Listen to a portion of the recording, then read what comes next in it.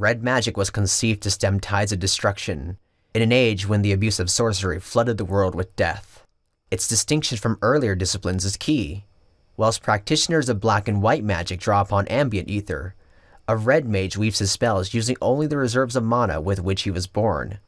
To manifest more powerful effects, the first red mages adopted a method by which precise sword techniques would harness and amplify the energy of their spoken incantations, the mage's own physical form serving as an arcane accelerator.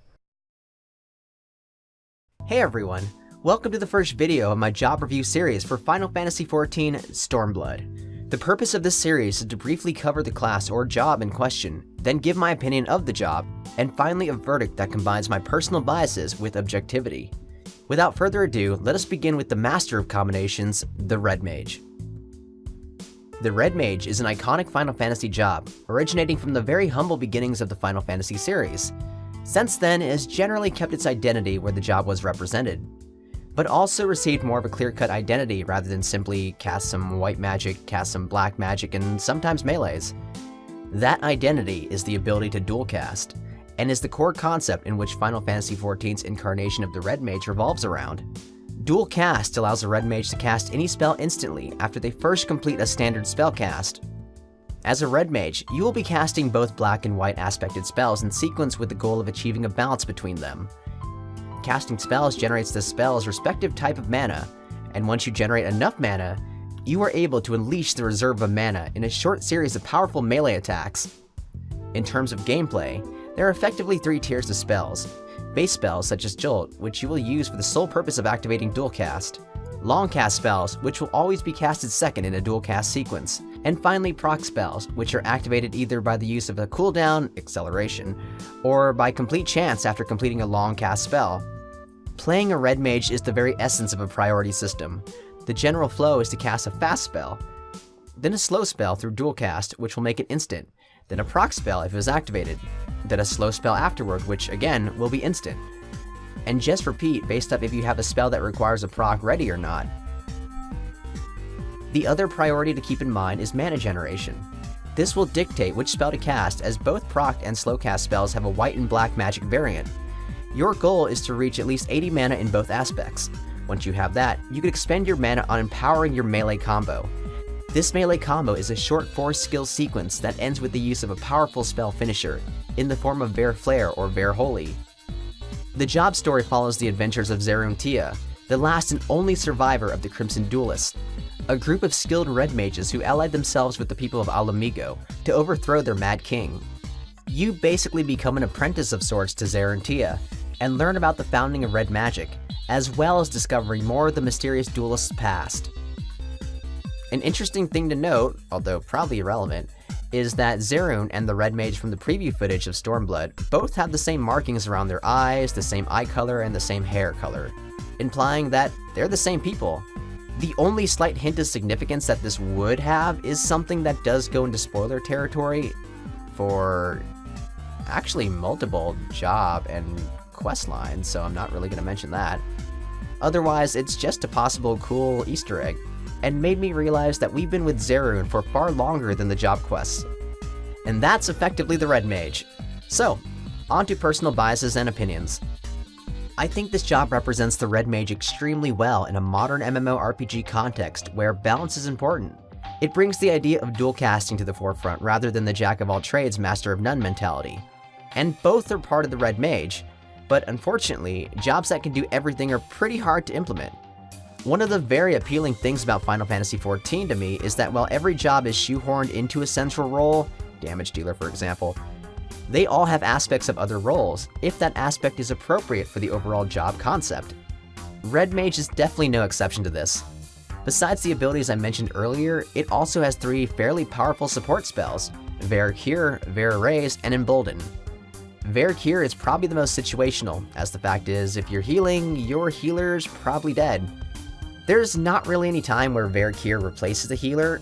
The only time I could think of is if for some reason the boss, such as in Titan Extreme or Titan at all really, can basically kill someone, specifically the healer, in a way that makes them unraisable. Or if you don't have raise available, because in lower level dungeons and trials, such as Titan, you won't have Bear Raise yet. Bear Raise, on the other hand, is still situational, but in my experience, it's used way more than Bear Cure. Bear Raise is also one of the most personally empowering abilities that a Red Mage has.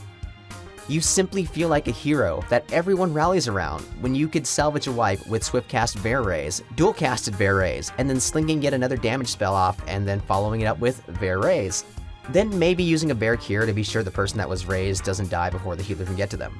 If you play a Red Mage, sooner or later a situation like this will happen to you, and it's just one of the most heroic feelings that you could have while playing Final Fantasy XIV in my experience. Finally, we have Embolden. This spell is extremely potent, as there's very few things in the game that grant a 10% damage increase to others, albeit only to physical damage dealers. Other things I could think of are Dragon Sight, which is 5% to anyone, Brotherhood is 5% to physical, critical hit rate up is 2% critical chance to anyone, so on and so forth. In other words, Embolden is really powerful, with a catch. It also increases your damage by 10%, so you always have the question of when to use it and how to use it. I personally am more inclined to use it as a party buff rather than the melee combo buff, but really it depends on the party's composition. Now, why is this interesting to me? Because it's dynamic. Everything else that a Red Mage has is pretty simple. A lot of the gameplay is reactionary, but you're simply reacting to procs and how much mana you're generating. Mana is not generated at a random amount either, which leads you to just alternating between white and black magic most of the time until your luck either gets you a lack or abundance of procs. With that said, I think the gameplay is still really fun. The flow of Red Mage could have definitely been made overcomplicated with the idea of combining melee and casting into one class, but the developers instead opted to simplify it as much as possible. And they did, and it still feels good. Of course, a lot of that is making the melee combo so impactful. It could technically be considered a 6-skill combo if you include the Gap Closer and Disengage afterward. That's a lot of skills for something you're doing maybe 20% of the time during a boss fight. And that's okay, because it's fun. And it pays off in the feeling that when you're meleeing, you're absolutely decimating the enemy with your rapier. And there are some moments where you do things that meleeers do anyway. They're rare, but they can happen.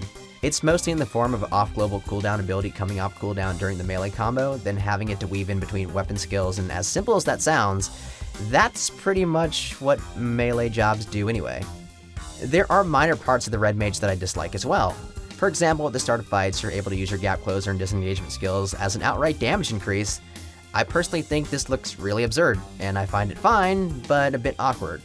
This sort of ability usage has been in the game before, but was removed. It was previously in the form of Bard's Repelling Shot. You would run up to the boss in the middle of weapon skills and then use Repelling Shot to knock yourself back and do damage for no other reason other than it does more damage. This has been removed again, so it's interesting that it still retains its place yet in a different job. And getting to real personal biases, I like Magic Knights, of course, as is in my channel description.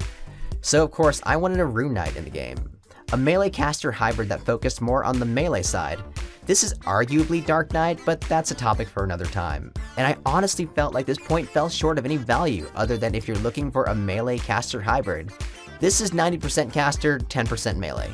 Now if you like the idea of that, then this is the job for you. Other people that might like Red Mage are those who have experience with elemental shamans in World of Warcraft. The whole dual cast mechanic is really similar to getting a Lava Surge proc and then casting Lava Burst after another spell. This is more directly like Thundercloud on the Black Mage, but the general feeling is the same.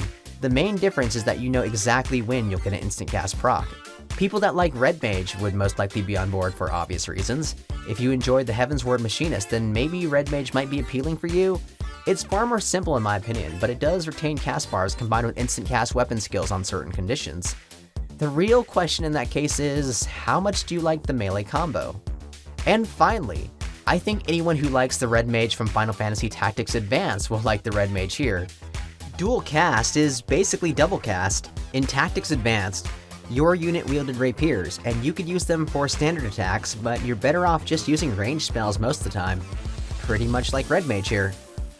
Overall, the Red Mage is a fantastic addition to Final Fantasy XIV's job roster. Its unique blend of being a fast caster, combined with a bit of melee skills and a small degree of support, is an attempt to appease several aspects of the classic Red Mage at the same time, while still firmly placing it within the caster damage dealer role, and I for one, would say it succeeds. If I were to give Red Mage a score based on a 5-star system, I probably would give it 4 out of 5 stars. That's mainly because I don't know what I would give 5 stars to, and the point of my series is to both be objective and to give my personal perspective on it. Since I feel like oftentimes those things will conflict, a 5-star is either impossible or just not really valuable. Because ultimately the purpose of this series is to give you my perspective of the class. It's up to you what you think about this, and whether or not this is a class that you'd enjoy, based off information that you've gathered. But with that said, thank you very much for watching.